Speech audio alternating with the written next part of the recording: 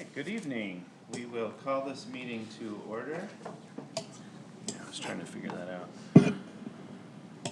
Welcome to the Monday, July 20th, 2026 regular board meeting of the Bath Charter Township Board of Trustees. Big thanks to Kate for leading the last meeting and allowing me to take some vacation. Appreciated that. We'll start with a roll call. Mr. Fewins-Bliss? I'm here. Ms. Butler-Challender here. Ms. Wilson? Here. Ms. Hagerman? Here. Ms. Kellerman? Here. Mr. Kotke? Here. Mr. Montri? Here. Thank you. Gang's all here. That brings us to civic reflection number 2 on the agenda. First is the Pledge of Allegiance, followed immediately by a moment of silence. So please stand and join us if you're able for the Pledge of Allegiance. I pledge allegiance to the flag of the United States of America and to the republic for which it stands, one nation, under God, indivisible, with liberty and justice for all. Thank you. And now a moment of silence. Thank you.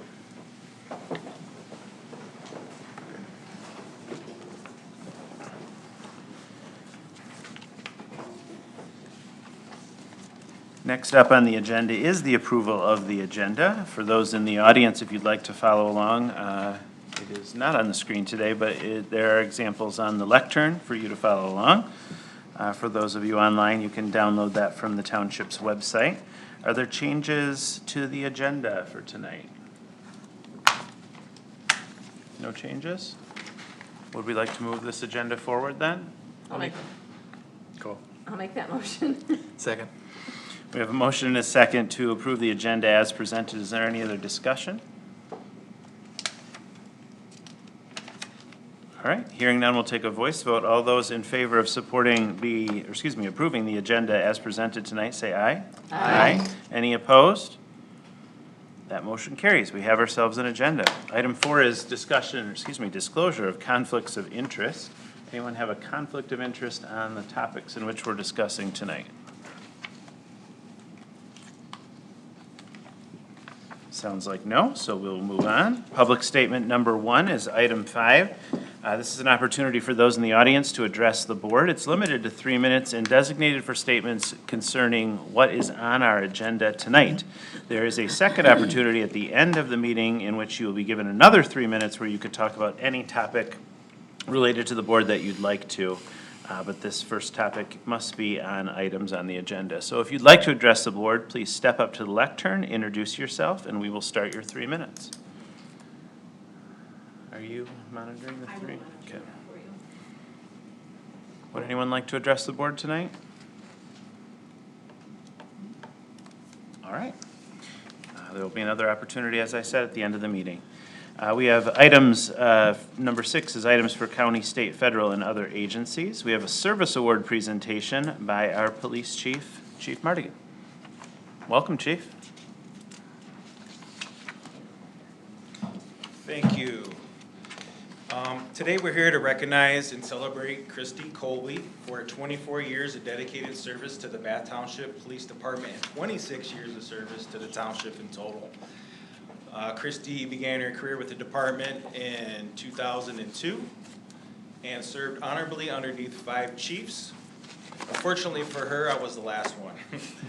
Throughout her career, Christy became an expert in many areas, especially she's known as our lien specialist. Her knowledge was second to none, and many other agencies frequently sought her guidance during lien audits. For many years, Christy handled virtually all the paperwork that keeps the police department running. It was a tremendous responsibility, and she managed it with professionalism and accuracy. Later, she became our office manager, where she continued to keep the department organized and moving forward. But what truly defined Christy wasn't her job title or her knowledge, it was her compassion. Christy was the first person many citizens met when they walked through our front doors. She was the department's welcoming face, always greeting people with a, "Hey there, how can I help you?" She made everyone feel welcome and cared for. She was also the driving force behind many of our community events, whether it was organizing trunk or treat, or making sure we had glow sticks and candies for the children, or putting together recruitment packets for job fairs, or helping with countless other events. Christy was always behind the scenes making sure everything came together.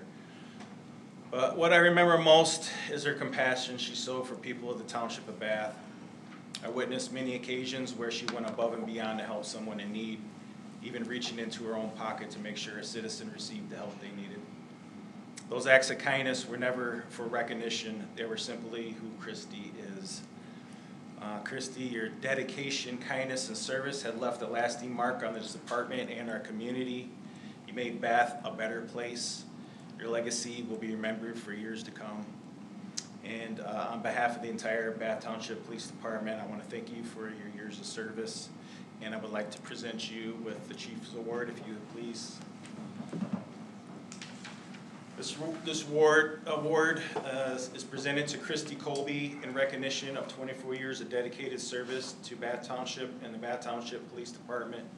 Throughout her distinguished career, Christy honorably served under 5 chiefs and was the heartbeat of the department, known for compassion, patience, and genuine care for others. With sincere gratitude and for her unwavering commitment and honorable service, we proudly present her with the Chief's Award.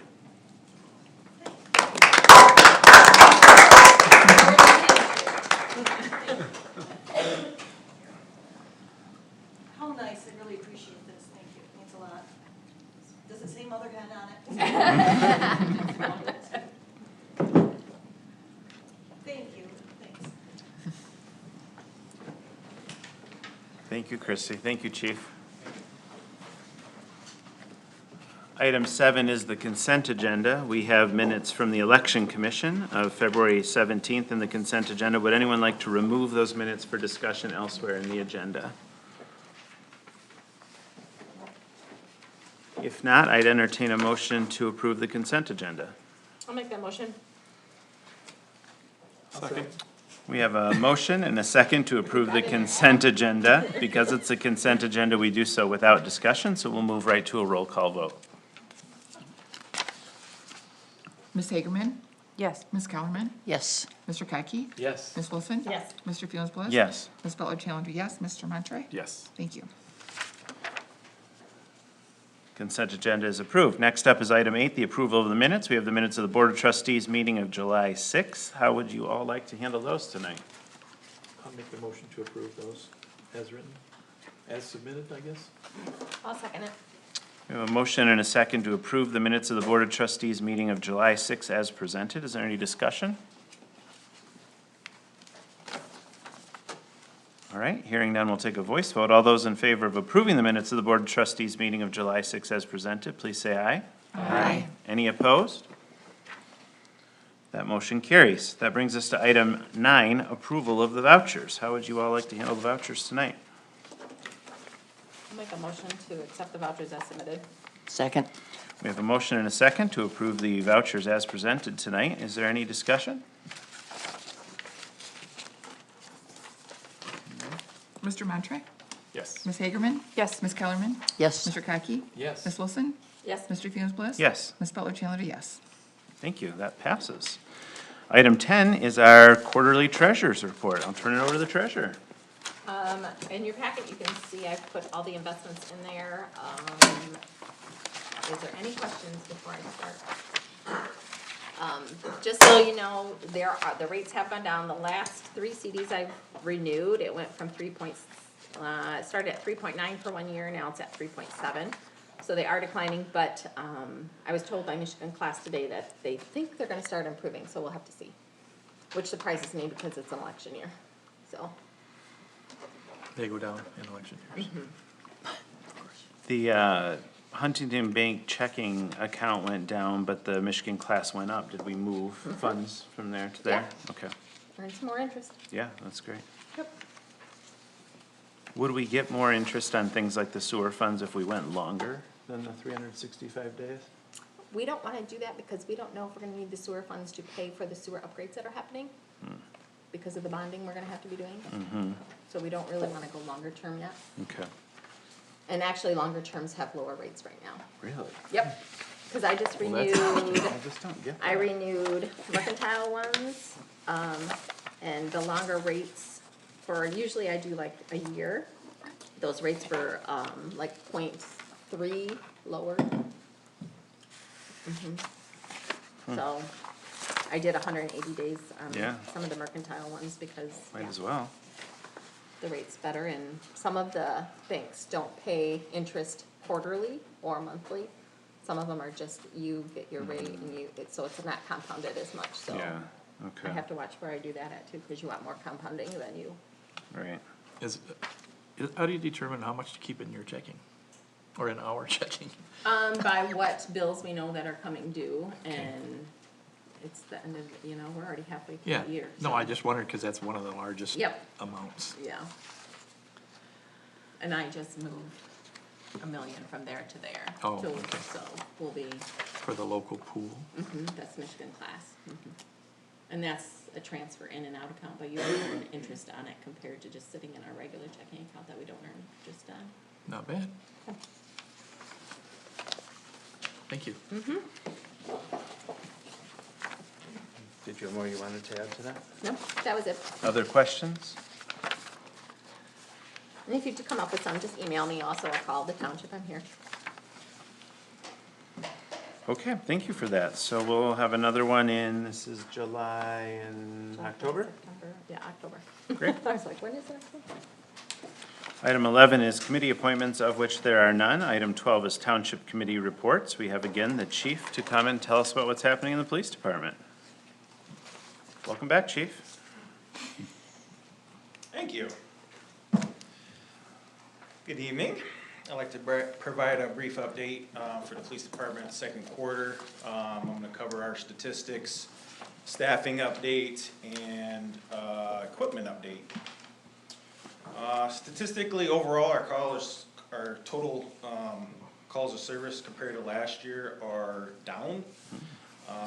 We're down significantly. The first half of 2025, we handled about 9,100 calls, and this year we're at 7,200, which is quite a decrease of almost 2,000.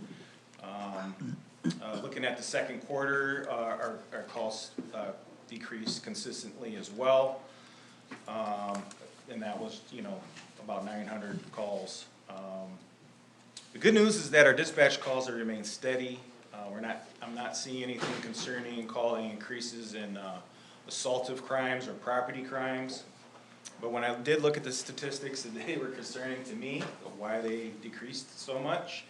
And then I had to deep dive into it, and we were down 2 officers for the majority of the first half. And we also had an officer on training, which resulted in 60 less patrol shifts being covered. So that would be an explanation for why they're so down. Because of that, we had to prioritize responding calls for service, which meant less self-initiated activities. And really what I'm seeing a significant decrease in is our business checks, our property checks, and our community policing has been reduced. Additionally, our written reports that are referred for prosecution though is up, and those have been steady up. And these reports require more officers' time, so they're less likely to be out to do these property checks and business checks. Staffing update. Staffing continues to be one of our biggest challenges. We are budgeted for 15 full-time sworn officers. We currently have 12. We have 2 recruits that will be attending the police academy next month, and 1 open officer position. Of the 12, there's 4 command staff, including myself, and 8 road patrol. Since my last update, we welcomed 1 new officer, an Officer Gage Brownell. He came to us from Lansing Township, and he's currently in the field training program. Unfortunately, we lost 2 officers though since then, and Officer Jacob Belknap and our part-time officer Trenton Bailey. Hiring, as I mentioned, we have 2 recruits that'll start the academy in August. They'll graduate in December, then complete another 3 to 4 month field training program. So they won't be ready for solo patrol until probably the spring of 2027. So help's coming, just gonna take some time. And obviously, because Officer Belknap decided to leave law enforcement, we'll be opening the hiring process once again. Like many departments around Michigan, we're competing for qualified, certified officers. Right now, we're competing with our neighbors, unfortunately, as for a very hot minute, DeWitt Township was fully staffed, and now they are down, I think, 3 officers and maybe 4 coming up. Same with the Clinton County Sheriff's Department. They were close to fully staffed, and then they had some vacancies as well that were not expected. So unfortunately, we'll be competing with them for this next round of the hiring process. Update on our civilian staff, which has also changed. We have 2 full-time administrative assistants and 1 part-time reserve community police officer in John Moe, who also does our peer support. Altogether, our and we lost Christy, obviously. Let's go, and we picked up Barb Spagnola as her replacement. She's currently training and doing very well. Altogether, our department currently consists of 17 employees, with the 1 sworn position still vacant. Equipment update, today, actually, we put our new patrol vehicle into service. I've heard where, it is another Tahoe. I've heard where some people question why we need SUVs. I'd like to say that due to the world of policing nowadays, there's a lot of equipment in the back. The cargo hatch is half full of electronics, and these include radios, computers, video cameras, and then also you add on everything that you need to patrol in the township, where you can't go back to the office to get your gear. So some of this is like your medical equipment, the throw ropes in case somebody is drowning or went through the ice, life vests, pursuit stop sticks, and AED. So you know, we have a lot of equipment that needs to go into a small space. We need bigger vehicles. And also, the SUVs, they're generally more reliable than the sedans, and they provide a higher level of safety for my officers, which to me is very important, because statistically, vehicle crashes remain one of the leading causes of line of duty deaths for law enforcement. I like to share an equipment success story. This year, you know, I put in for 2 specialized pieces of equipment. They are thermal monoculars. They are like binoculars, but they see heat signatures. That was approved by the board. And just recently, Officer Cook, our canine officer, his canine car was down, so he didn't have his partner with him, but he assisted Clinton County with a suicidal subject who had fled into a farm field. Even though multiple officers were on scene looking for him, they even had their county drone up looking for him. Officer Cook retrieved the thermal monocular and was very quickly able to locate the person who was needing medical care, get him into custody, and get him to the hospital in a timely fashion. So without that piece of equipment, who knows if we would have found him or what would have happened afterwards. I'd like to also share another piece of equipment update. In the budget last year, I requested new permanent solar speed signs, and for my Park Lake people, I'm happy to know that we're going to put them on Park Lake Road, so you will have permanent solar powered speed signs now on Park Lake Road that won't go dead. They should provide us with better statistics in order to collect the data in order to effectively enforce the speed on that road. Due to vacations and kind of our staffing deficiencies, I actually picked up a shift on Saturday. I worked 1 p.m. to 1 a.m. and I spent quite a time on Park Lake Road. I made a few traffic stops out there, and so it's just like every year there's people that just don't pay attention, so it's important that we're out there. And finally, we're looking forward to Bath Fest. We'll have additional officers working the event on overtime to help ensure everyone has a safe and enjoyable weekend. I once again will be told, volunteering for the dunk tank. All right. So if anybody has any issues with the police department, they're looking for a little bit of payback, I'll be there. And you might be able to just get a little bit back. 3 to 3:30. And hopefully our department can reclaim the title of the bathtub race championships. That happened on Saturday at 5 p.m. So we'll look forward to having you all there. Thank you for your time. I'd be happy to answer any questions that the board has. Questions for the chief? Oh, I have a couple. sure. It seems like our force is becoming younger and younger. Do you know what, like, the average experience level is of our team right now?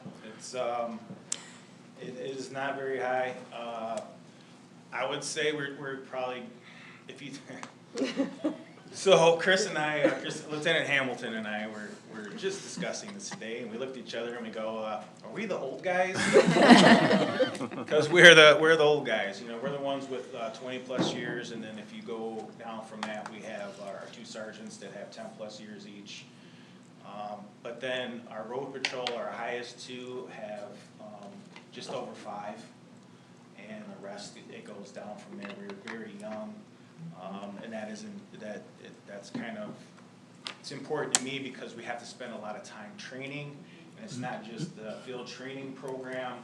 We have to, you know, build them up from the ground up and make sure that they are officers that the township's proud of and that do a good job. And training, in my opinion, is a way to do that. So we are doing a lot of training. I will continue to push for more training in the budget, and you know, that answer your question, I hope. Yeah, no, that, very well, thank you. I was down at Lake Michigan College last month, and they told me that their academy is no longer fully sponsored, that not all of the slots are sponsored. Are we seeing that at LCC? Are we seeing that elsewhere? From my understanding, it's not something that is happening in the area. Lansing is full. Matter of fact, this is going to be the largest academy they've had in my memory. I believe there's going to be 50 recruits in there. I think there's one that is not sponsored, but that's his own choice. I think if you desire to be a police officer, this is the time to get into law enforcement. When I went through, I had to pay for the academy myself, and I spent time looking for a job because there were no jobs out there. We're ripe for young talent, for good talent, and it's a great profession to get into. It's challenging, but I highly recommend that if you have a young person that's looking to get into, you know, a career they can be proud of, steer them in the direction of law enforcement or you know, public safety, fire department, EMS, things like that. We need people. Well, maybe we can sponsor one of these LMC folks. I'll pass along their information Thank to you. I was surprised to hear that because I know we've been talking about locally. That's Yeah. not been the case. I really appreciate your response about why we need SUVs. You may have seen some of the other comments online and what I've been hearing from the community about we have too many police on our force. Is that, I'm guessing that's not your opinion, but can you talk about why that's not your opinion, what the average ratio should be per populace? Yeah, well, statistics now, my understanding is that there's over 2 officers per 1,000 of population, so that's probably more for, you know, we're talking generalized because every community is different. A city, an urban setting is going to be different than a suburban or a rural setting. We're kind of in that bedroom community aspect. But, you know, 14,000 residents, 2.2 officers, we're talking, when you do the math, 28 officers. I don't think that will ever happen here. I don't think we need 28, but we definitely, we need what we have and probably a little bit more. It's not just, you know, I think I've had this discussion too with other people, but it's not just, you know, the theoretical staffing. So you gotta think people have vacation, sick time, they have to go to training, just like I discussed. I mean, all this takes time away from filling a shift down the road. And there's things you can't account for, such as injuries and long-term injuries that you have to make up with overtime. Right now, what you're seeing with our 12-hour shifts is I am doing my best to keep 2 officers on. I mean, my best is even coming in and working on days where I don't get paid overtime. So, I had a free Saturday once. So, I decided to come here and support our guys because I can't tell them that I'm supporting them without actually doing the actual supporting. So. That's helpful, thank you. Any other questions or comments for the chief? One, you had mentioned that you have 17 total employees. How many officers, active officers? Yeah, so 12. 12, okay. Thank you. You're welcome. And you said there was one opening, and then you later said we'd be hiring for someone else. Is that the same one Yes, opening? yes, sir. Okay.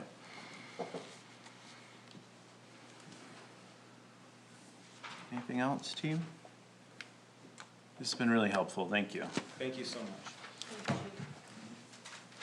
Next up, under Township Committee reports, we have the Bath Fest update from our newest trustee.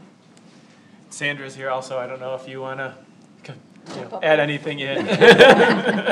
So we don't have that many updates. We didn't want to rehash what we had said last month when we were here, but some updates are vendor count.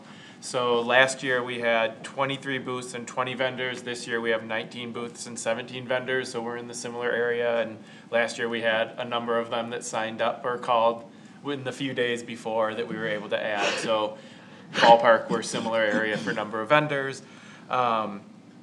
We talked to the school this week, and a new thing that's being added, and we're working on location right now so that we don't interfere with the car show, is that they're gonna have a school bus there for kids who haven't ridden the bus before to kind of be able to walk on, sit down, kind of get a feel of what's going to happen. The school wanted to be involved. They had a booth last year because the bond was up, and so they were there for as an informational purposes, but they're not there because that is not up, and they're doing a lot of construction on the schools, which is excellent, but they still wanted to be involved. So that was, I think, a great, and they came up with that, but a great way for them to plug in, be present, be noticeable, and also provide something for some of the kids that get anxious and nervous their first time getting on the bus and not knowing how that all is going to work. So, Sandra, anything? We have 22 people signed up for the 5K right now. James sent that over today. I would guess a similar thing. We had a number of them that signed up in the last week of it, so you may see that that number go up. Legion is going to open Yeah, for the public. We somehow dropped that ball and I got it rolling again, that we have the Legion open for non-Legionnaire members to go there. We have to work on now for a year ahead of time, says Commander, to arrange a facility at the tub races for beer, wine, whatever.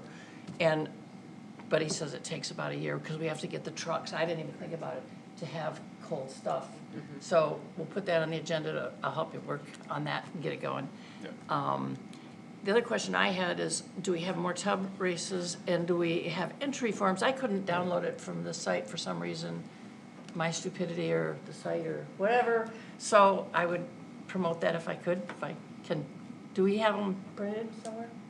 We can print them if you need them. Okay. How many would you like? Well, are we working on other So police Sandra got one departments? today. We got it down out of the bus barn, or the, Drop it off after this meeting. yep. So that will put us up to 4. It'll put us at 4. Oh. Registration closes on Friday, though. Okay, so, yeah, if I can get one. Close this Okay, so I want to enter. And then we'll run trial runs on Friday night, and then the Are race weights on allowed? Saturday. Sure. Yeah. Yeah. Okay. You got to find the balance though. Too much weight and you just flatten your Flatten front your tires right you out, know? yeah. So. Okay. Yeah. What do you all need from the community, from staff, from the board?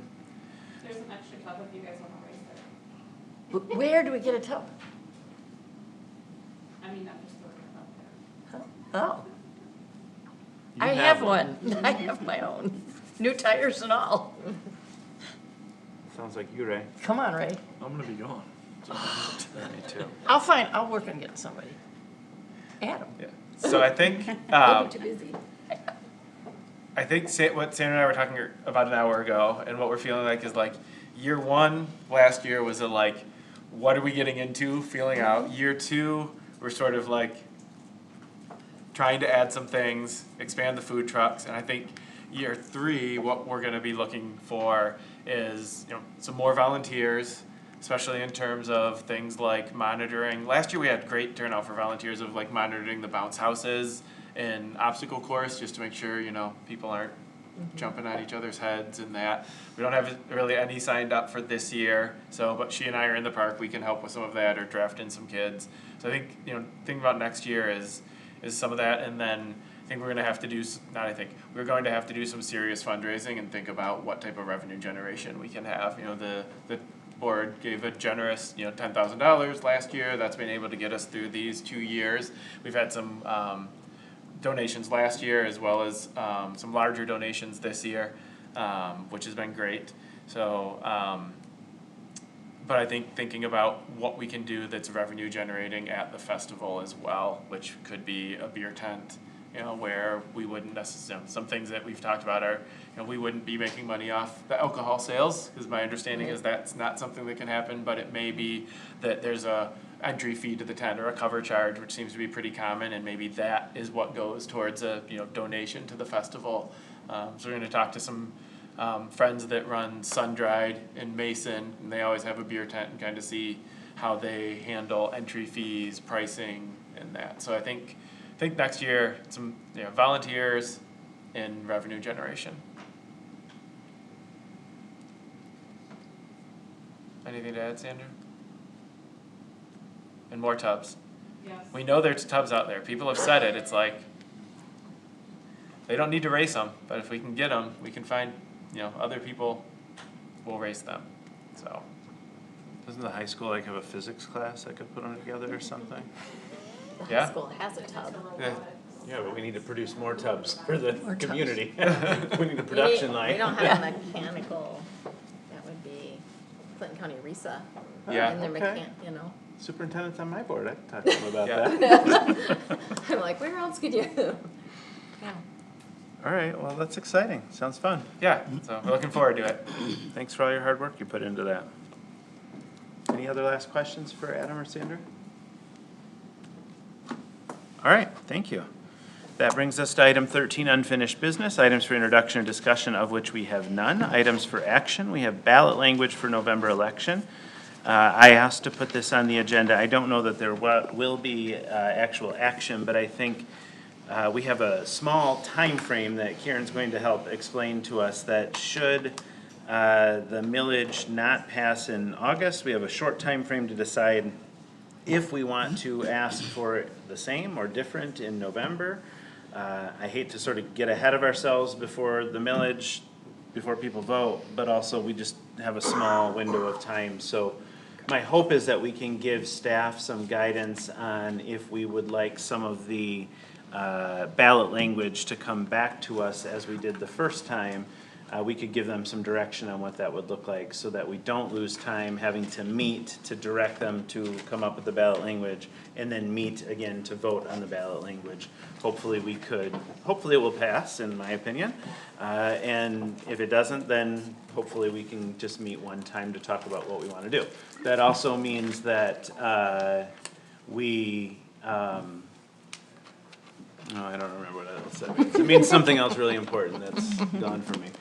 Karen, do you want to talk about the time frame? Yeah, I would love to, thank you. I brought this up to Supervisor Fewins-Bliss as the turnaround time when speaking with the clerk and treasurer is less than a week. So the election will take place on August 4th, and we will have results that evening, late into the evening, probably almost the morning of the 5th. But the turnaround time to have something to our clerk, to get it to the county clerk, happens within just 1 week of that on the 11th. There's a strange little window that we have to have it prepared, and then we have to have it to the Clinton County clerk.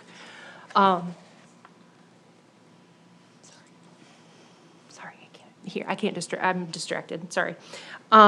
So I had asked Ryan to consider putting this item, on for the, consideration of the board. What you have in your packet is the same identical language that you considered, back in May, I believe, when I was not here, I was on medical leave. So I was not part of that discussion, but those are the things that we had available to give to you for consideration, which put a little bit of a panic into council here, because she said it, it says August, and it's, ideally for November. What I would hope to do is have a discussion here today. The action item may be for us to direct council and staff to work together in order to facilitate having the language ready, so that if needed, we could have a special meeting and approve that language to be submitted to the Clinton County Clerk. So I appreciate your willingness to consider this. I know these are unprecedented times, and it's difficult for our taxpayers to even be considering this in a time when everybody has less in their pocket, but I'm looking forward to hopefully a robust conversation and to understand where your heads might be should this not pass in the primary, and what your hopes would be moving forward. Thanks, Karen.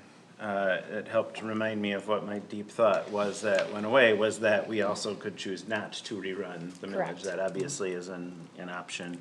That does mean that as we think about this next year's budget, fiscal year '27, there's gonna be some harder decisions for Karen and her recommendation to us, and then us in our final approval. So how are folks feeling about this? Would you like council to prepare ballot language for November so it's ready should we need it? If the answer to that is yes, what would you prefer they prepare for us? Is it new versions of what we had in August? Is there some other version we didn't ask for that we'd like to see perhaps? This again is not to make a decision about putting anything on any ballot, but just to be prepared to allow us to make that decision should we need to and should we want to in that window of August 4 to August 11. Usually a lot more vendors, a lot more voters in the general election, November, as opposed to a primary. So that's one thing to look at. Yep. Good or bad? Right. It feels like being, whether we call it proactive or contingency planning, those seem to be, in this case, could be interchangeably used. It seems like preparing for something, even if it doesn't have to be used, rather than scrambling in the short 7-day period, seems appropriate. Yeah, I agree. It seems having them and not using them is better than not having them and needing to scramble. Yep. Other thoughts?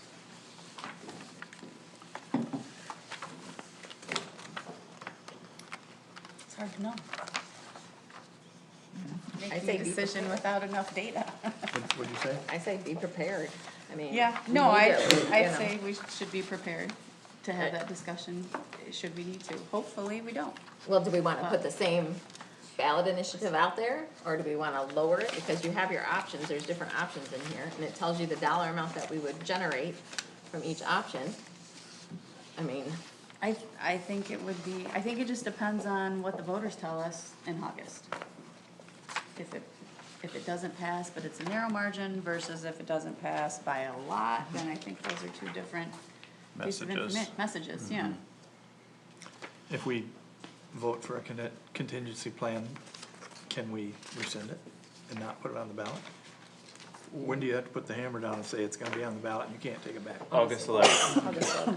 So probably not. We would make a vote. What I would recommend is we would call a special meeting and do a vote between the 4th and the 11th. Immediately after the election, yeah. Correct. But tonight, what I would recommend is we give some guidance to council to say, come back with 4 new ballot languages matching what we had in August, or come back with 2, or maybe we want a .75 instead of a .8.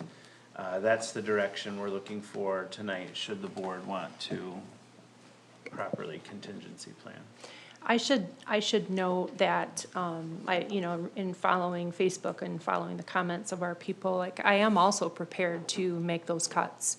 If that is what you choose as well. If you were to say, if the voters say no, and that's the answer we're going to accept, I am willing to do that.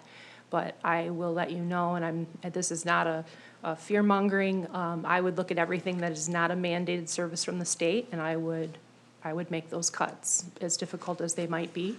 That would probably include several positions, and I don't want to get anybody, worked up or scared for anything, but I am also willing to do that. So if that is the will of this board, that you decide not to run another question in November, we will do the hard things, and you will need to do them alongside me. So just know that I'm also prepared to do that work. Well, and there were some other options that we had to Yes. generate some revenue besides the Headley. There were some special assessments for roads and some other things. The Yeah, road some millage other that we could options, yeah. choose to put Yeah. on. Roads is one of those items where when you have to look at large pots of money, I would look at that. This year, it's a little smaller at 300,000. In past years, it's gone up to 600,000 or 700,000. And that could be an option for you all as well, because that is one of the areas that I would target. Since it's not a mandated responsibility and we do it because we like to keep our roads in better shape, for our community. But that is an area where I would be looking. So should we ask them to put together a roads millage proposal to put on there in case it doesn't pass August 4th? And then we have that at our special meeting to approve? And what type of a millage, like what points? That's a good question. Yeah, that probably makes sense. What's that? I said, I think that makes sense to have that as an information. option to bring as an to us option. at our Should special we need it? meeting. And hopefully we don't need it. Right, What's but the I mean, max, I'd rather Lindsay? have Is it than not have it. 3 mills that we could leverage with a roads millage? I believe that's true, but I'm gonna defer to Chris because that's his expertise. Yeah, it's 3 mills without a millage. If you go over 3, it's 6 that you would need to have voter approval on. So we could do 3 without voter approval. Up to 3 without voter approval. There is an interrelationship ballot with the language road to create. commission as to where those funds go and how they're spent, of Right. course. And then anywhere above 3 to 6 mills is voter approval. So there isn't actually ballot language to create for the 3. 'Cause we Unless do it we as a wanted to special go assessment. for a A vote. request. It's not called a special assessment though. What's it called, Chris? So the Is it road just a section millage? is an authorization to levy up to the 3 mills by statutory authority, because it was put in place prior to Headley, so it's authorized without voter approval. It's a Got it. pre-1970s enactment. The special assessment revenue piece is separate from that. You've got authority to do, you can do road improvements, public works, you can also offset fire, police, there are other provisions you can offset under 2 different sets of special assessment authority. And they do not require millages per se either. There are some benefits to get voter approval. Sorry, they don't require voter approval. You can do them as ad valorem millage values, but if you do voter approval, they're sort of perpetual until otherwise undone. If you don't do voter approval, you can levy those until otherwise there's sort of a petition or a action sort of taken. So it's just some townships, lots of townships do them without Okay. voter approval, put them in place, and then levy for sort of similar periods of time with similar funding amounts as you might see in a millage. Okay, so there's no rush to do that one, because we can vote, Yeah. we can do that before, we would have to do it in October Well, to get ready for November's if we, tax roll. with a road millage, how much would we realize? That depends on what The- we ask, or Yeah, what we but the- put. Roughly, I think 1 mill gets us about 600,000. Does that sound right, Karen? I think that's So the accurate. full 3 would think be so. 1.8 million. But we are only budgeting 300,000 this year for roads, and I think last year we spent, it was actually a little bit higher. I think it was up to 800 Yeah, last year, yeah. if I recall. So, I mean, we're not doing $1.8 million in road work. We could, obviously, but I don't know how the public would take that. Yeah, Yeah. I Well, I mean, they mean- have nice roads, but we'd be, taxing them. we would in a have to new use way. that money, all of it, on roads. then. Yeah. Right. And that would be Yes. something as a board, you don't have to have every tax season either. Yeah, well, technically, then we would only You- be ahead If, 300. even if you said we wanna do 1 mill, you could just put on your tax bill a 0.5. even though we've voted, we would have that right, I believe, It's right? like up to. Right? Yeah. Up to Yeah, three. once you Yeah. approve or levy the amount up to. Two, When you yeah. go and do your L 4029 and your 4028, you approve that and you send that in for the actual sort of levy on that section Yep. of the taxes. That's the amount you're gonna collect in that tax year. Yeah. So that's one of the things, even for purposes of the conversation we had on the Headley override, Yeah. if, you have statutory authority to override all the way to 5 mils. You could still go to 5 mils for voter approval, but if in any year the general fund appropriations you need are not at 5 mils, you always could approve for that year 4.29 and whatever you end up budgeting. So you can always, it's an up to levy number. So we're not grabbing at straws, really. No. I mean, I guess my recommendation would be that we ask for the 4 that we've already created, 0.5, 0.8, 1, and 1.4652. And which one are you Ask for suggesting? all of them to be All brought of back them. to us.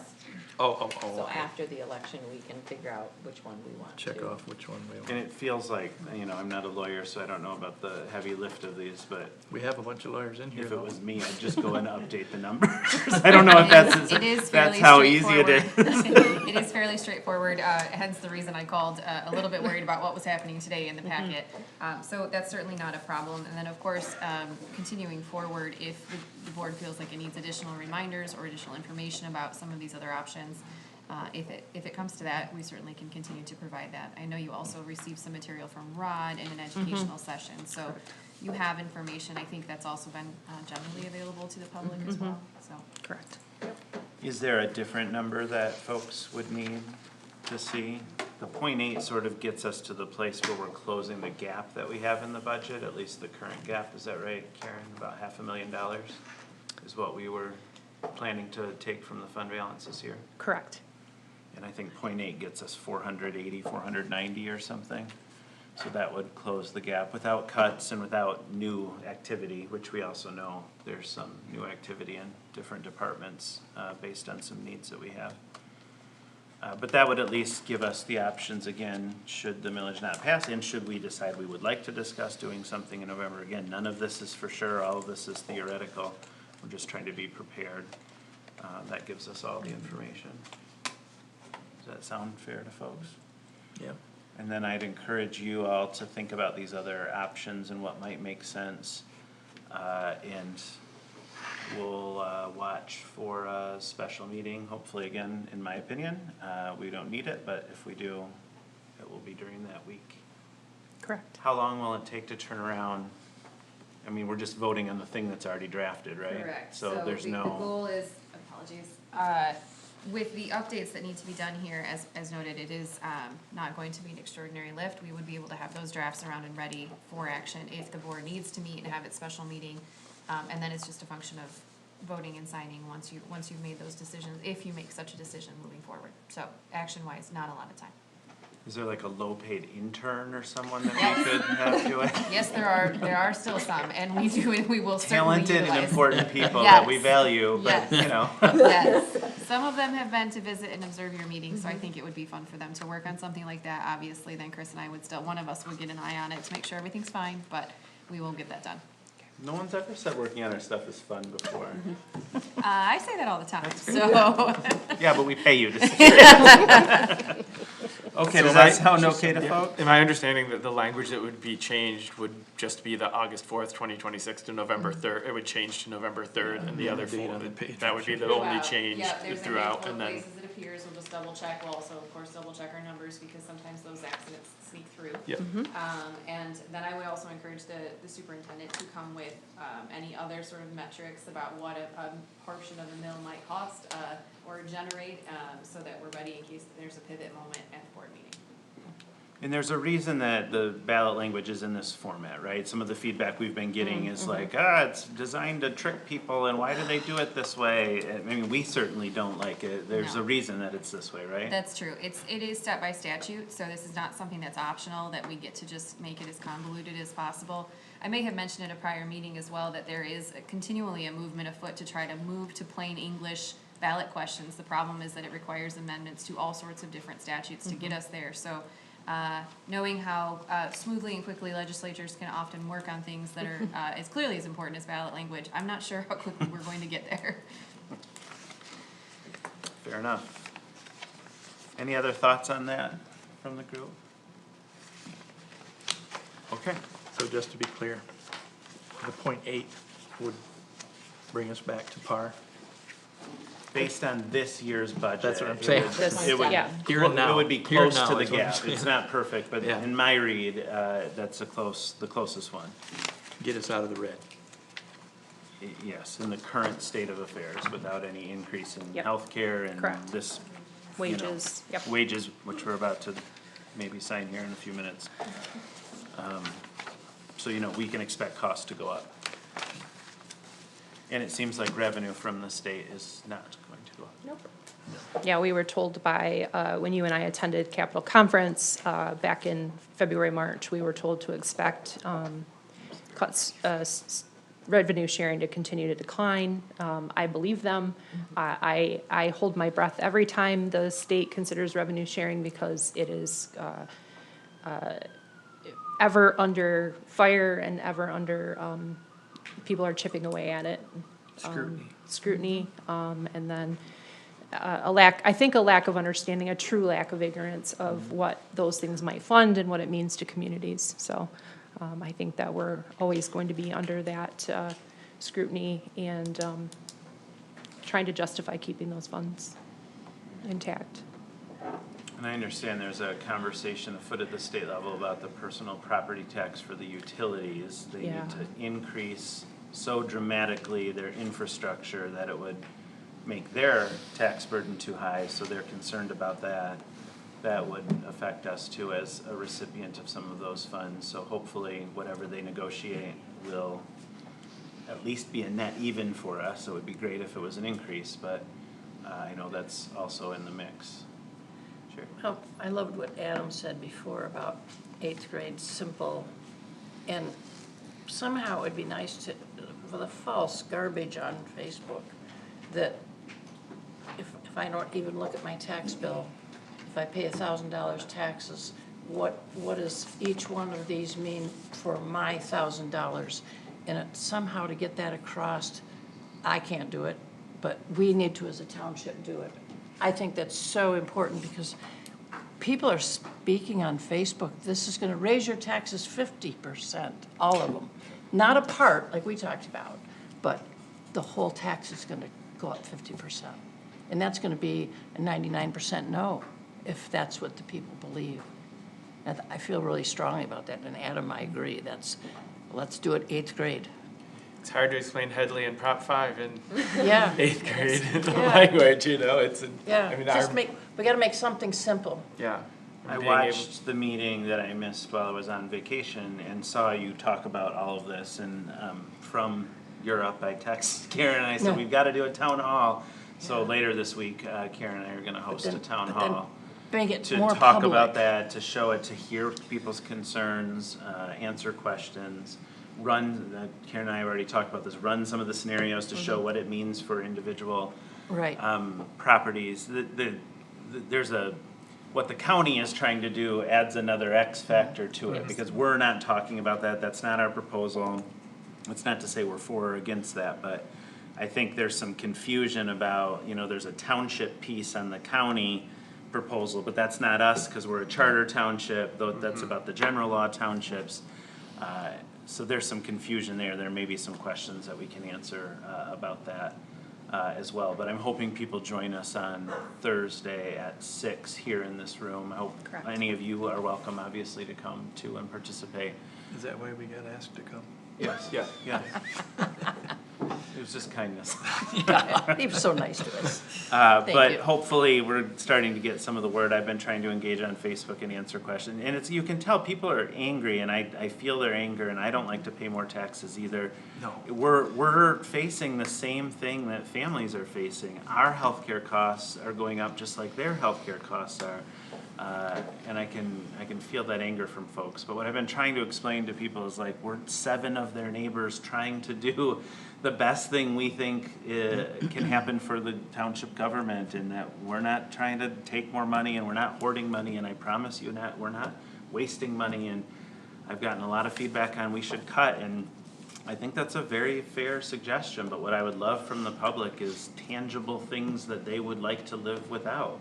Is it we don't have a senior center, we don't have recreation, we don't cut the lawn in the cemetery, we close the office on Fridays, like what would folks like to live without? That would be really helpful in a discussion for us to say, if we need to cut, here's what the community is telling us that they can live without. So hopefully that feedback will continue to come in, but I thought your conversation at the last meeting was really good about talking points and having a better message.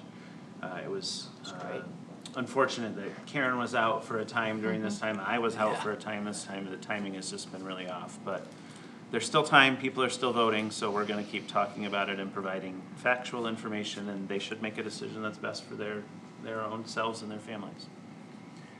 I think too, that, something that this made me go back and that we do occasionally in our house, but haven't in a long time, and this made me go back and do it, is to go to BSNA and look at what our operating mills were. And our operating mills at our house, we bought in 2008. We had it uncapped because we bought, and then, but it's either during the recession stayed the same or decreased, right? Our operating mills that our personal family pays into the township, that number of mills has decreased since we have lived here. And that's but we paid more, right? Like it's complicated to your point, right? And it takes time to go on and figure out how to look at your past tax bills. But like, I think that understanding of that mills, because of Headley, mills are going down, but that doesn't mean that what you pay goes down, but it means it doesn't cover the costs. Yeah. It's not rampant spending because there's more money coming in every year. Yeah, and I do think that it's a good thing for people to understand is that it doesn't generate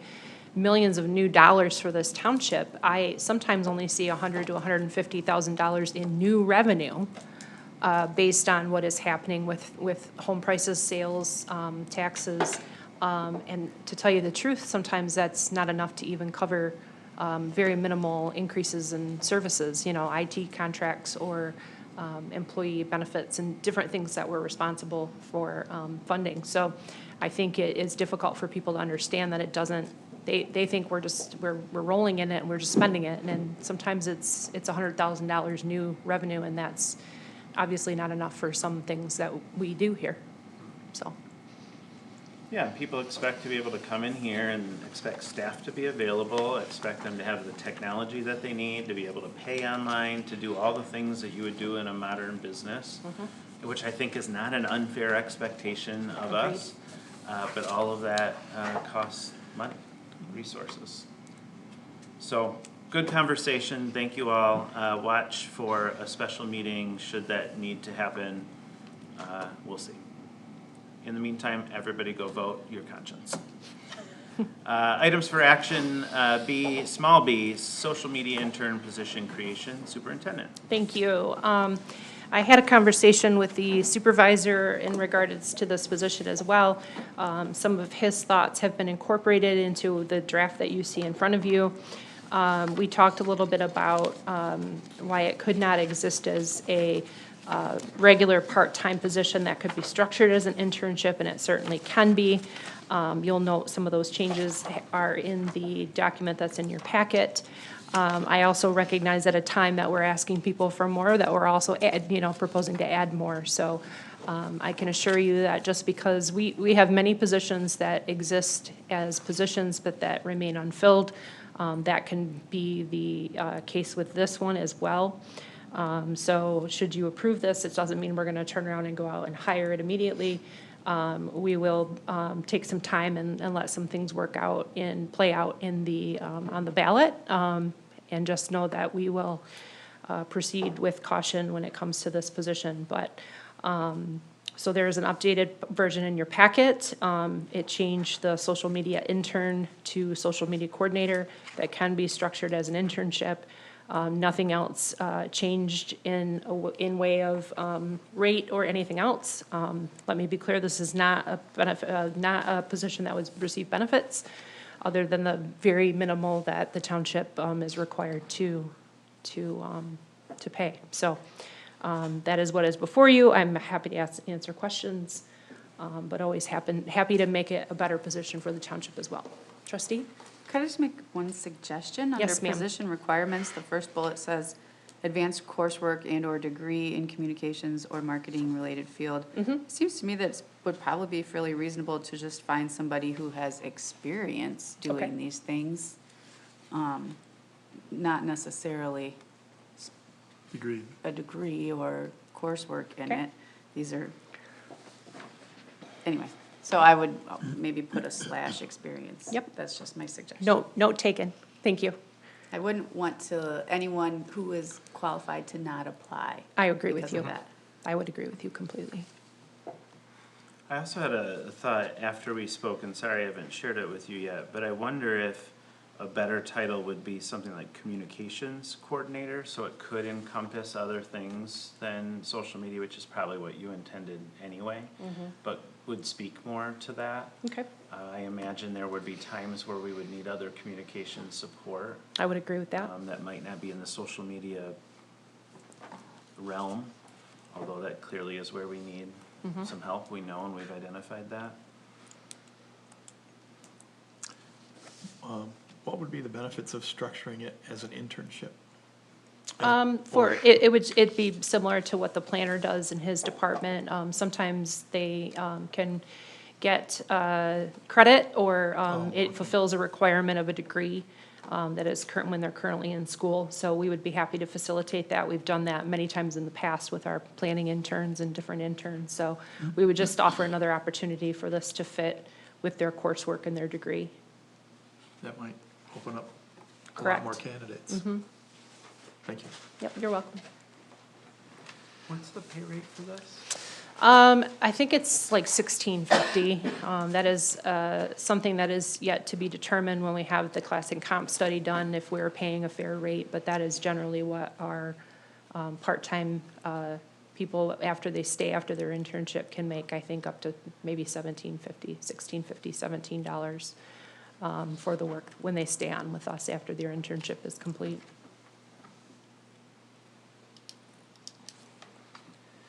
Is there intention of the township to move into the newer social media platforms?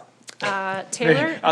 So Yeah. in my world, so what we have is a lot, like, in the farming world or in the small, business or consumer packaged good world, right? We have a lot of people who have got, Facebook, and, now we just watch, all, our kids are teenagers, anywhere we go, they're figuring out what restaurants they want to go to. They're figuring out what's happening in that town. They're figuring, and as we get, as Chief and Lieutenant said, we are the older ones now. After 18 years of living here, and just thinking about we have young families, we have young people that are coming in and looking to TikTok and otherwise to Correct. to grow. I think, Not on yeah, Facebook. we've teased the clerk that we would do TikToks with her on some of the voting and elections. But I think the best answer I could give you for Taylor is she's always open to and interested in technologies that would better reach our people. So I think the answer is yes. Though I don't know there's anything direct, hard that we would be interested in doing right now. But I do think as we undertake our communication plan and some of the other avenues that we've been working on and trying to coordinate, that you would see some of those new technologies be utilized. Cool. Speaking of older groups of people, the museum has some interns this summer who have started to push us in the direction, because that's what we asked for, is some social media guidance from these college students. And so they said, well, you need an Instagram and you need to make some things. And it's gotten pretty good feedback so far, so I Yeah. think we're gonna keep doing some more. That's great, and I do think we'll follow suit. Yeah. Yeah. I just think that I've learned in the last 2 years, the amount of actually information that people are getting from TikTok as opposed to just dancing is Yes. it's really, Yes, yeah, or reels, sometimes Yeah. the Facebook reels, so Yeah. I would agree with you. cool, great.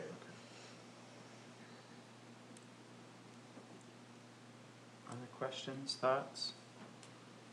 If you are ready and willing to do so, I am asking for approval of this tonight. I have taken your recommendations, which I think are very good, and have no problem implementing those. So if the motion was to include those changes tonight, I'd be thrilled with that. And then there's a couple of things happening in the background then, right? The class and comp study. Correct. And then eventually this year, we're gonna do a communication Also plan or correct. communication contract to, Yes. you know, respond to the number one complaint we hear from the public, which is we don't know what's going on. We don't have a way of being told what's going on, which I think is a very fair complaint. So those things may Impact. color this Yes. in a different way. You are correct. Moving forward, okay. How do folks want to move forward, or do folks want to move forward? I'll make a motion to support the social media intern position creation. Second. With the, Is that with the changes we With mentioned the tonight? Proposed changes as the superintendent sees fit. Okay. Is that good with you? Second, yep. Okay. We have a motion and a second. Any other discussion about that? So would the job title change to intern instead of coordinator? My recommendation to Karen was that it should not be intern, so that people who are not students would also feel like they could access this. And/or. And Like, best case scenario for me as someone who works in education is like an MSU student could Yeah. latch onto this, but also one of our community members could take a part-time job and Yeah. do this as well. it seems like it would be a great part-timer for somebody my age that knows a Okay. lot about social media. Do you know how to do Instagram? That old? Yes. Are you the one who keeps Snapchatting me? All right, roll call vote, sound right? Yep. Have at it. Mr. Kotke? Yes. Ms. Wilson? Yes. Mr. Fewins-Bliss? Yes. Ms. Butler-Chalender, yes. Mr. Montri? Yes. Ms. Hagerman? Yes. Ms. Kellerman? Yes. Thank you. Thank That you. motion passes, thank you. That brings us to the supervisory bargain unit tentative agreement. I'll turn it back to the superintendent. And co-counsel, please. Co-counsel, as if I'm counsel. I like that you've just given yourself a JD. I did, I was like, Well done. It looked easier for you than it was for some of us. you get an Esquire at the end of the. Your method seems my better. apologies. Is there a law against impersonating a lawyer? The unauthorized practice of law, but I think saying so, no. Well, if it's all right with you, madam. Yes, please. Present the agreement. So I am pleased to present to you the mutually, so far ratified by the bargaining unit, but this certainly mutually negotiated tentative agreement that we reached with the supervisory unit. This is a group that is represented by the Police Officers Labor Council, just like the non-supervisory unit that you have heard me speak about previously when we had a TA a few months ago with that group. We spent some time at the bargaining table with this group. Always a pleasure, truly, to work with the supervisory unit. Because their leadership, day-to-day leadership responsibilities allow them to see things with just a little bit more information than, you know, if you're fresh out of the academy. And it doesn't mean it's bad, but to be fresh out of the academy, but it helps when we're having big picture conversations. And I really appreciated the leadership of that bargaining team that was across the table from us.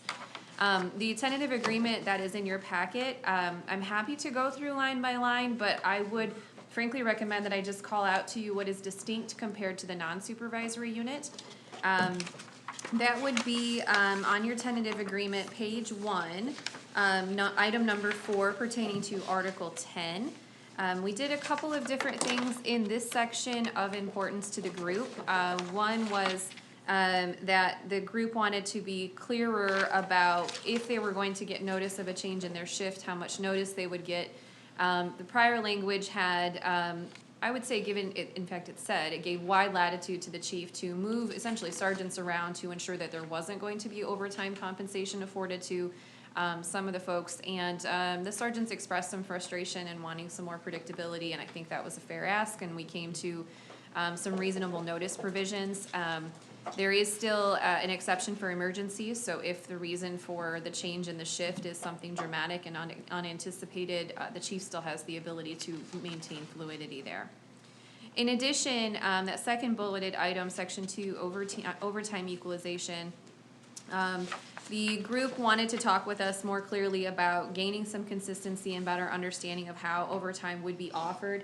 Right now it is, overtime is offered across the department, it's not unit by unit, and they wanted to be sure about how that was going to in practice work. Frankly, a lot of this was done in a sidebar between the leadership of the bargaining unit and the chief to get to something that worked operationally for them. And then Scott Eager and I received it and said, sounds great. And so that is what you see at the Section 2 overtime equalization. If you just turn the page to item 5, this is wages and longevity. It sure looks like a whole lot of change. You may recall from when we talked about the non-supervisory unit that I may have mentioned your contracts were ready to be spruced up, shall we say, and tightened up. And so we're doing some of that in these language changes. We also went through and gave some greater clarity, I think, so that hopefully chief has to do a little bit less use of an abacus to determine what somebody is supposed to be paid on a regular basis. The prior system required incorporation of what is the current highest paid patrol officer plus some sort of longevity, and I thought there was maybe like a magic wand that got stuck in, and then magically we had the sergeant's rate, and then the lieutenant's rate was built off of that. To give some consistency and predictability and frankly ensure that one unit doesn't get whipsawed against the other, we established a threshold of differential in pay so that the sergeants are paid at a particular rate above the highest paid patrol wage that is in the package, and then the lieutenants are paid, the lieutenant is paid above that on an hourly functioning system. So we've got some clarity there. This is one area where I want to call out, even as a management advocate, that I appreciated the bargaining unit's efforts here to gain clarity and not necessarily extremely advance their position. They could have asked for and bargained hard for something much higher in terms of a threshold. And we would have likely wanted to stay right about where we are right now, but they wanted to be practical and understood that we were doing other things that were important to them. And so I very much appreciated that approach. So where we landed is pretty consistent with where they were when we figured out the abacus math right now. So I appreciated those changes to give some clarity. So does that take the chief out of the puzzle then? I mean, someone administratively, Christy's gone now, so I don't know who's doing anything over there, but there will still be some level of having to assess the threshold itself on top of that patrol rate, but it's not now also going to involve 3 additional steps to add in longevity and other things. But it's based on the patrol, not the chief? The patrol wage table. Right. Yes. So we all can do the math pretty simply. We know what the wage table is. We know what the multiplication is to be for moving forward, and we can set that. And is that similar to what we did in the road patrol contract then? Similar to, so we The established. structure of the pay? They already had a structure of the pay. We just made sure that we were all clear on how they were getting that. This is more streamlined and frankly more compatible with industry standard to have thresholds across the board, rather than having, for instance, independent pay structures that might vary in how much they got from year to year compared to the lower unit that they are supervising. Okay. Again, attending just to the variations here, I'm going to just point out that item 6, vacations, their agreement had some really interesting language, still again tying us back to patrol without just coming right out and saying how much vacation somebody got. So we are just saying this is how much vacation a sergeant gets and this is how much vacation a lieutenant gets. Again, in order to find that answer under the current contract, you would see section 1 says, well, we get what they get. And that's for the sergeants. And then a page and a half later at the bottom of the page, it says, well, add 40 hours to that, and that's what the lieutenant gets. We can do better. We can have more clean, structured collective bargaining agreement language, and that's what we were able to accomplish. Distinctions, we added the Juneteenth holiday for both units. That's not a distinction. We did provide some increased clarity for what is to happen for a lieutenant. If he's not scheduled to work the holiday, how does that work for him? In particular, if the holiday's happening on a Saturday or a Sunday when he's not normally expected to be around, what's going to happen and how he would be compensated. Which brings me to a note that we did some work on the lieutenant's compensation to ensure that he's being compensated fairly and properly for the work that he's been performing, as opposed to sort of treating him more like a salary. You work however much you work and we'll pay you the thing we said we would pay you. If he's working more to cover some of these additional shifts, these 60 vacant shifts, et cetera, we wanted to make sure he was being compensated for that. And then the last two pieces, one would be at Article 22, which is number 12 on the TA. You may recall with the non-supervisory unit, we made, I would say, some fairly simple changes to the outside employment provision. For a refresher, an outside employment provision is some might call it like a moonlighting or a supplemental employment provision, designed to have a clear understanding of where is the commitment and who needs to know or give consent to the officer working someplace other than here. The primary considerations, of course, always being, these are, I need to be on it jobs. You have to be able to make snap judgments. Fatigue is a very important consideration. The supervisory unit has wanted just to provide some, I would say, guardrails and clarity about when and how authorizations for their outside employment might be removed if they were to be removed. There was a concern not necessarily about our current chief. Nobody is mad at current chief. But as Chief noted, there have been 5 of them while Christie was here. So at some point, it's possible that we may have someone else in the seat. The supervisory unit worked with us. I think we went through a lot of different drafts to find something that both sides were comfortable with. I think what you have before you is certainly more intensive than what we have for the non-supervisory unit, but the preservation of the right to say, hey, that outside employment's not working for us anymore is still there for the chief. And there is an opportunity if there is a concern, let's say chief revoked my approval to work someplace else, security somewhere, or whatever else I'm doing. And I don't think that was right. We've built in the opportunity to appeal to this body, which is not part of the normal grievance procedure here, but we wanted a way to check whoever the chief is, that didn't involve us going through a lengthy grievance and arbitration procedure that would take a whole lot more time. And the group was willing to trust this body of 7, whomever shall be in your seats, to make those decisions and act as a check and balance against the chief in case the chief was just out there revoking everything for no good reason. If that officer comes to this board, does that obviate their opportunity for arbitration? Correct. The agreement is that this board's decision is final, so they will not be pursuing it to grievance. Without that was a balance, because in the meantime, let's just think about the normal grievance procedure timeline. That's can be 6 months, 8 months before you actually get to arbitration or longer. 1 second, I have, like Ryan, my brain will move on. And I will forget. And in the meantime, what is that officer supposed to do? If the chief has said, you may not be working someplace else, that's a lot of uncertainty. So that's why there's a fairly short turnaround time on their time to appeal and get before you, so that that officer gets some feedback. You know, if I've got to go put in my notice or not, or I'm putting it in here, I've got a decision and not holding that out over an 8-month period. Thank you. What counts as employment? What counts as employment? Is it like an actual job where they're like on a payroll? Is it having a booth at the farmer's market? Is it coaching at the school, which could be a paid position? Yeah, Like so what counts? The and term what- is, the term itself is not defined in the labor agreement. The parties, I think historically have recognized a whole host of things as employment, but typically it's things that are going to be taking of your time and usually earning you compensation. Some of the longer term things that I believe some of the unit have been involved in or may be involved in now are things like teaching in an academy. I would say in other places that I provide service, I'm aware of other officers actually working at like a local hardware shop because they want the discount or it's a cool thing to do. I've had folks who work at security jobs. I mean, it's typically a more functional than that. That said, if a side hustle, to use a not probably appropriate millennial term, if a side hustle is taking up a considerable amount of time, that would be something that would ultimately need to come to the attention of the chief, because again, the primary concern is, are you ready and able to perform the job here when you are carrying a firearm? And that's, the idea is a conversation between the officer and the chief before we get to any big scary moment.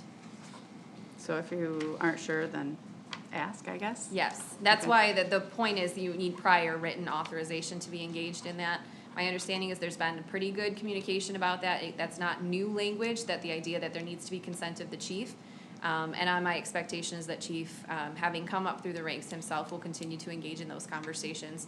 You are still a small enough department that people tend to know what's going on, and information comes forward at some point. I would offer this is also not a new concept to the township as well, because I am the one that authorizes all non-union outside employment as well. So, and there's never been a need to take it away, but, or revoke that, I would say. So it's also not an unfamiliar concept to our employees.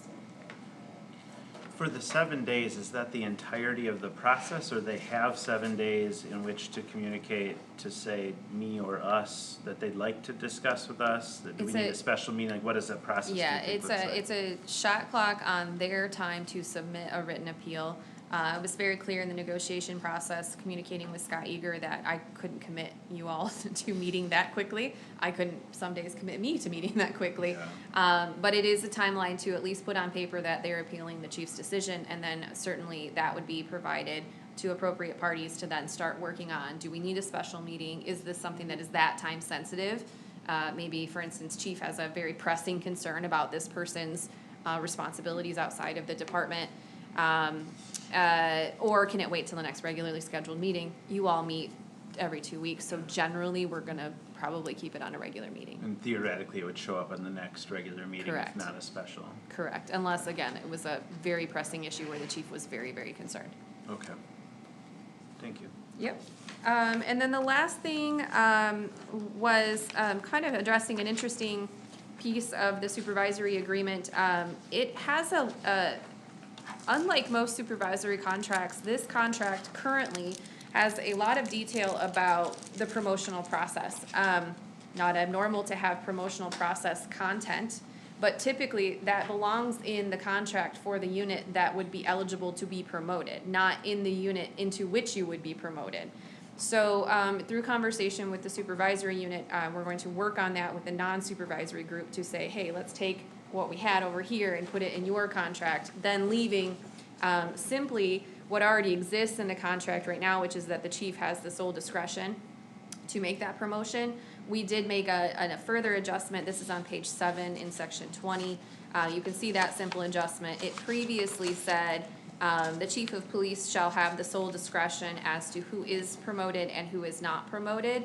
We made the adjustment to say that the chief of police shall have the sole discretion as to who is promoted and or hired into the position of lieutenant, in recognition that there could become a world where sergeants are not ready to apply, or the chief is concerned about qualifications if that were to be the case.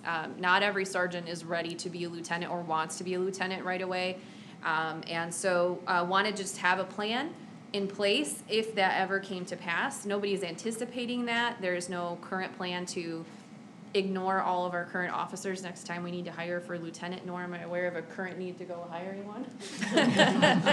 So we should be fine. But this was just something to be clear for among the parties about what happens if that's the case. I will say that in other places that I am at right now, promotions have been an interesting test of sort of the social experiment, because folks might be willing to take that first initial step, but moving up the ladder is still, people are not ready for it or aren't sure about what it looks like to be ready, and so this is just another preventative piece. Again, no current plan to just forget everyone that works here. And then also you're just shuffling around the vacancy. Correct, correct. Beyond that, everything else that's in there is either word for word or very, very close to just having been updated from the non-supervisory agreement. As with the non-supervisory group, we anticipate, I'm gonna call it housekeeping, some might call it reconstruction of the contract, getting things in a more sensical presentation. We continue to have a great working relationship with the PULC, and I've appreciated that. So that is all of the words I brought to you for that purpose today. I would certainly entertain additional questions, but I will, I think, speaking on behalf of the superintendent and the chief and the deputy superintendent, just advise you that we do recommend your approval. We were pleased with the process and appreciated where we were able to land. Sure. If I may, one quickly before you, Sergeant Siedelberg, sent me a message prior to this meeting and said his apologies, that he's in training and couldn't make the meeting. Please let the board know on my behalf that I appreciate everything with this contract and appreciate you and the township as well. Another one of our, sergeants is in Canada, and I know that, I don't wanna speak for them, but I do feel like it was, a process that went well, and was happy to be across the table with Bath's finest. So, thank you. Thanks. Sherry? Sorry, Sherry. No problem. Just a question, Chief, that is practice with firearms not required and therefore not paid for by the department? That seems a little odd to me. Which page is that? That language is in the. That's page 8 of 9, under employer shall at minimum supply the following equipment, but then the bottom one is duty ammo and furnishing ammo, et cetera. If the employee wishes to practice, the time to do so will not be charged to the employer. That tells me it's not required, which seems a Yeah. little strange. I believe that language is for like practicing on your own, that we'll supply you with some ammo, Oh, practice on okay, your own. so you wanna do extra. It's- Right, for okay. extra. We do in the officer's contract, there's 24 hours of firearms training they require, which is above and beyond, most agencies our size for I sure, assume and that in the area, so, thank you. There's also, I think, a level of compensation, comp time, I think, something like that afforded to them if they're engaged on their, when they would not otherwise be on shift, so, if my memory serves correctly. I had makes one other sense. question. On the mandating overtime for the least senior officer, does this happen very often? Would be my question. Because it seems like if you only have a couple sergeants, it's really possible that your least senior sergeant could be your least senior sergeant for quite some time and stuck in this position of always being the one mandated when a position isn't filled. Doesn't happen very Okay, often where we have that's to kinda what I was mandate thinking, somebody but- to come in, occasionally, but we try to minimize that. Can you just speak to the retirement and the healthcare in a broad sense, knowing that we did some changes on the non-union side, we made some agreements on the non-supervisory side? Does this match that? Are there any differences? No, this mimics, this contract, if approved, would mimic the non-supervisory group. So, if they're, now, we recognize you have sort of, as Chief mentioned earlier, you have your more senior staff here, so those folks are not going to be moved over to a defined contribution. But they are subject to exactly the same concepts and terms that were approved for the non-supervisory unit. That is somewhat distinct from what we did with non-union in the sense that some folks were moved right over to the DC, the defined contribution for retirement purposes. Healthcare contributions are a bit distinct between the non-union and the union staff. Again, in a recognition that the union staff, particularly police units, have a leverage point of proceeding to arbitration to ask for certain things if they are not satisfied with the agreement.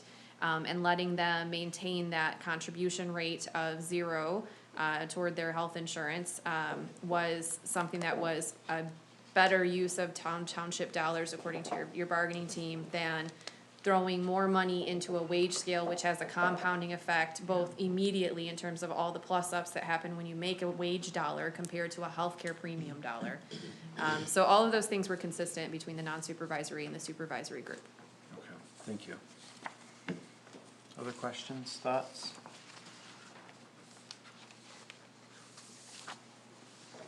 Would anybody like to move this forward to action? I'll make the motion to approve the supervisory bargaining unit tentative agreement. A second. We have a motion and a second to approve the bargaining unit tentative agreement as presented. Is there any other questions? Are there any other questions? Hearing none, we'll do a roll call vote. Ms. Wilson? Yes. Mr. Fewins-Bliss? Yes. Ms. Butler-Chalender, yes. Mr. Montri? Yes. Ms. Hagerman? Yes. Ms. Kellerman? Yes. Mr. Kotke? Thank you. That motion carries. Thank you. And thank you to our bargaining team. Thank you to the members of the supervisory union for participating.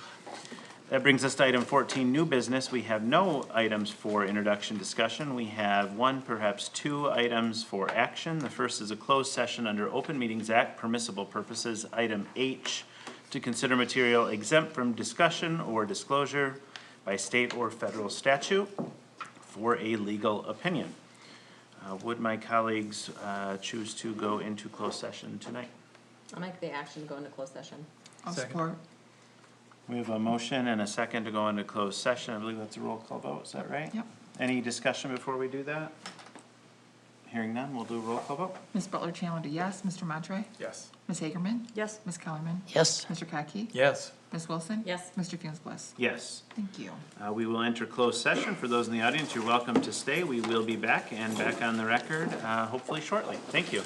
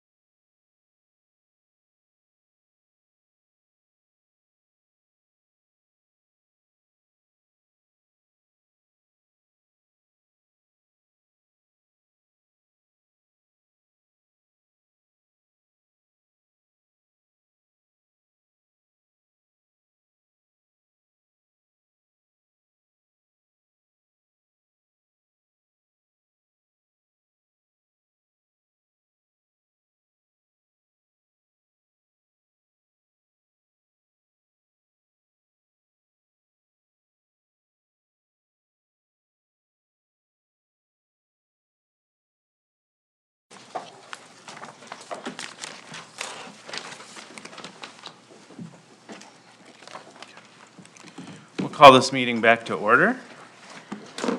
We are on item 14, new business, large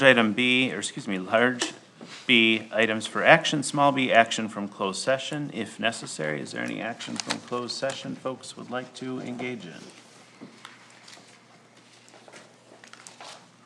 Hearing none, we will move on then to item 15, which is the superintendent's report. Thank you, Mr. Supervisor. The staff and I have embarked on the budget, on budget season. My budget to you is due by the September 1st, and we will be on time for that per the state statute. So department heads and I are working through our respective budgets. We also have been working on the strategic plan as well. So we are in our busy season, not to mention the August primary that is upon us. The clerk's office has got the final push in the last 2 weeks. There are a lot of moving parts that are occurring right now, along with tax collection as well. So there is a lot going on. I will note for those listening tonight that we had a great discussion in closed session, and enforcement actions will proceed with the property that is known at the corner of State and Chandler, and we appreciate the interest in it from the public. I have been sending regular updates to you via email, and if you appreciate those will continue. I don't get a lot of feedback, but one or two of you do let me know that they're helpful for you, and I will continue those. So barring any questions, that is my report for this evening. You've heard from a lot of my staff and are seeing the projects that are coming forth from them, so happy to answer any questions you may have. I enjoy the updates. I enjoy receiving the weekly. Thank you. Yes, Thank you. I do Thank too. you. Great, thanks. I will continue those for you. I find them helpful as well, because sometimes you go home and you think, what did I do today? And it is helpful to take a look back at what you and your staff have accomplished and feel some success in all the things that are getting done on behalf of the people. So, thank you. Do you have any updates for us on any sort of memorial for Al? I have not. I spoke to his wife recently, but she has not shared any plans with me. As soon as I do hear those, though, of course, I will share those out for you. I know that Ben Zeeb is already looking at a tree possibly for Al, and we'll try to time that in September when his wife is planning for his memorial. Great. Thank you for asking. Other questions, comments for the superintendent? Thank you. Did you mention these meetings? No, I did not. My apologies. There will be a joint Board of Trustees and Planning Commission educational session on July 22nd at 6 p.m. We have locked in with an engaging speaker that the supervisor and I heard at MTA's Capital Conference. She is from U of M and speaks on data centers. Tremendously knowledgeable speaker. Her colleague is going to join us for that evening and is looking forward to that dialogue and explaining data centers both to the public and to the board and the Planning Commission. I think it'll be a very engaging and thoughtful discussion, so I'm looking forward to that. And in addition to that, the Township Operating Village Town Hall on July 23rd at 6 o'clock p.m. I do think, too, the supervisor and I have not discussed it, but I think it might be handy for us to record that as well and make that available for people at home that are not able to join us. So that might be helpful for people. We need to run the joint meeting as a special meeting, is that right? That is correct. So we probably need to get at least an agenda. We will. out. I spoke with the clerk about that last week, and we'll plan that with Planner Robler, just in that, how things will function with roll calls and coming to order and then entering into that session. So we'll make sure we have everything planned out and kind of orchestrated so that there's no confusion. Great. Thank you. Thank you. That brings us to item 16, which is public statement 2. This is an opportunity for those in the audience to engage the board and share their thoughts on any topic related to the township for up to 3 minutes. If If you'd like to address the board, please step forward to the lectern, introduce yourself, and we'll start your 3 minutes. Would anybody like to address the board? Hi, Welcome. my name's Tyler Spear. I just want to thank the township and members for their time and attention to the ordinance stuff, and I'll be following closely. Thank you. Thank you.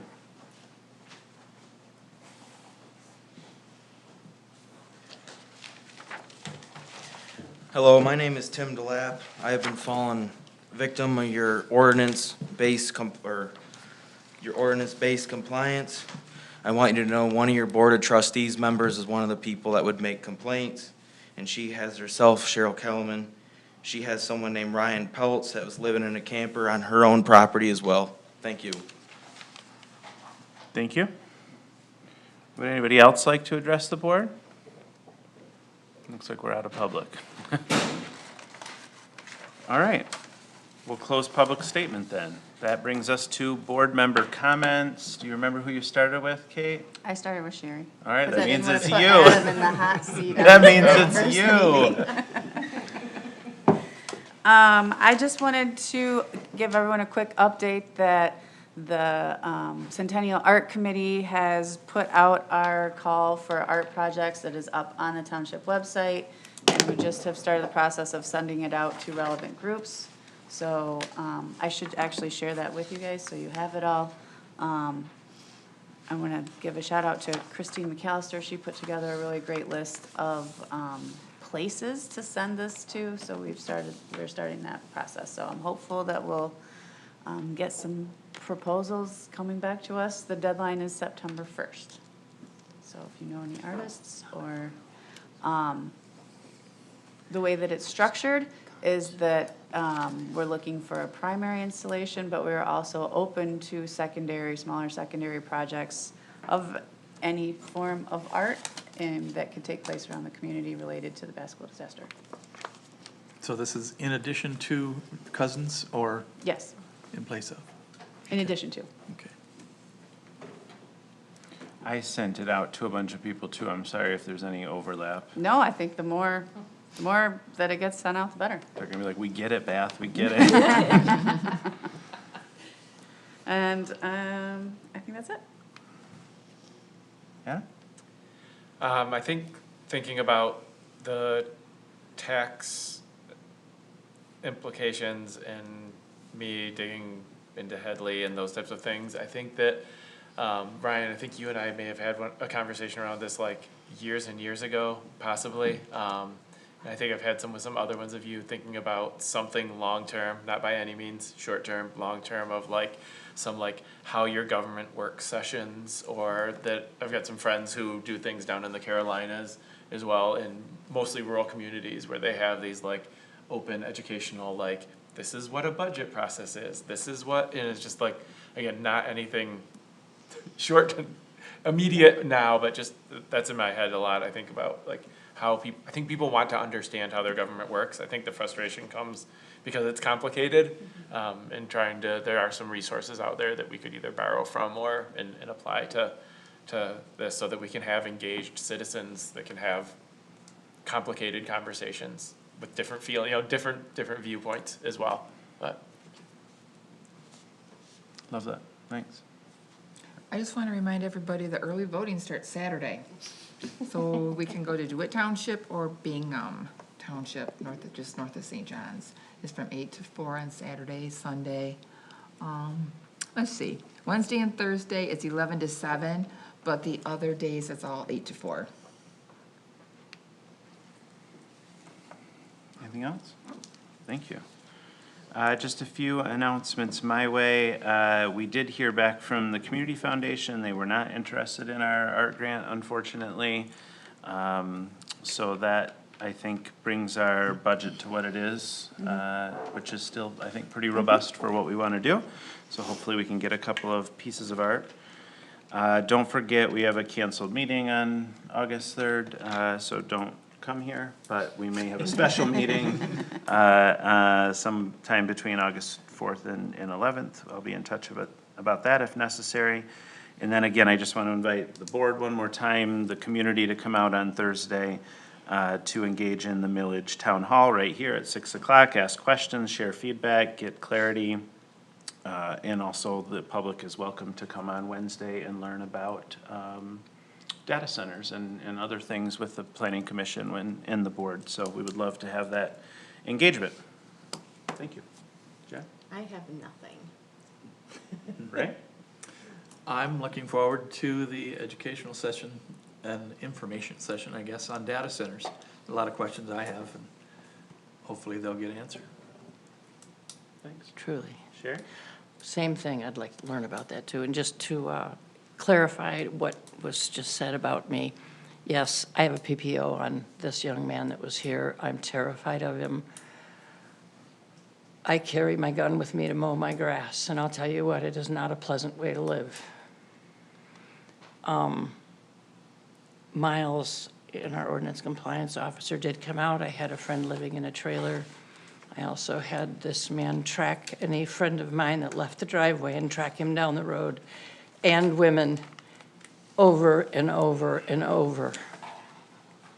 And thank you guys for being here, because I'm not scared of much in this world, but I am now. And you can confirm you're following all of our ordinances, right? Absolutely. They came and investigated it, and they said they apologized to me for doing it. And I said, I would be mad as hell at you if you didn't examine my property the same as I want you to examine his. That's right. And they Thanks, were Sherry. perfect. Thank you. All right. That brings us to the conclusion tonight. Thank you all. Is there a motion to adjourn? Motion to adjourn. That's my rule. Oh, you took his job. Motion to I am, well. There's a motion on the floor, so I didn't hear him. I'm gonna have to go with a second from Adam. A motion and a second to adjourn. Is there any discussion? Hearing none, we'll take a voice vote. All those in favor of adjourning, say aye. Aye. Any opposed? That motion carries. We'll see you in August. Sorry, Adam. Well, I mean, later this month, or later this week, to be clear, and then in August for a regular meeting. In 2 days. Yes, we'll see you in 2 days, I guess is really what I meant. Working with the drama